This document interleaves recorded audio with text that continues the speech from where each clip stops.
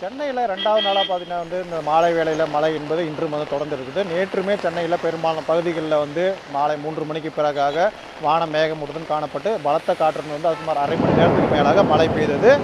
இன்றுமே சென்னையில் பார்த்தீங்கன்னா அதே போல் இந்த காலை முதல்ல சென்னையின் பல்வேறு பகுதிகளில் நல்ல வெயில் அடித்த சூழ்நிலையில் மதியத்துக்கு பிறகாக நேற்று போலவே இன்றும் வான மேகமூட்டம் ஏற்பட்டு திடீரென இப்போது 5 மணி அளவில் சென்னையில் பெரும்பாலான பகுதிகளில் தற்போது மிதமான மழை ஒரு சில பகுதிகளில் பலத்த மழையுமே பெய்து வருகிறது. குறிப்பாக தற்போது நம்ம சென்னை அண்ணா சாலையில் இருக்கிறோம். இந்த பகுதியில் பார்த்தீங்கன்னா தற்போது அரை மணி நேரத்துக்கு மேலாக மிதமான மழை தான் பெய்து வருகிறது. அந்த நேரடி காட்சிகள் தான் பார்த்துட்டு இருக்கும். இதே போல் சென்னையில் ராயப்பேட்டை, சிந்தாதிரிப்பேட்டை, தேனாம்பேட்டை, சைதாப்பேட்டை என சென்னையின் மைய பகுதியில் முழுவதுமே பரவலாக ஒரு அரை மணி நேரத்துக்கு மேலாக மிதமான மழை பெய்து வரக்கூடிய சூழ்நிலையில் சென்னையின் புறநகர் பகுதிகளிலுமே இன்றுமே மழை என்பது பெய்து வரக்கூடிய சூழ்நிலையில் நேற்றுமே சென்னையின் புறநகர் பகுதிகளிலும் பல்வேறு இடங்களில் சுமார் 1 மணி நேரத்துக்கு மேலாக பலத்த மழை பெய்த காரணத்தினால் இன்றுமே அதே போல சென்னையின் புறநகர் பகுதிகளிலுமே தற்போது மழை பெய்து வரக்கூடிய சூழ்நிலையில் சென்னையின் மைய பகுதியிலுமே இன்றும் மழை என்பது பெய்து வருகிறது.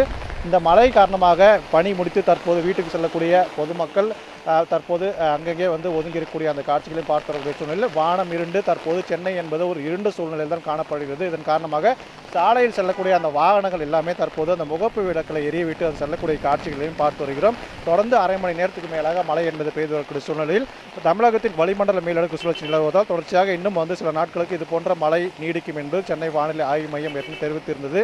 அதன் அடிப்படையில் தான் தொடர்ச்சியாக இந்த மாலை நேரங்களில் சென்னையில் மழை என்பது பொதுமக்களை மிகப்பெரிய மகிழ்ச்சியில் ஆழ்த்தியுள்ளது.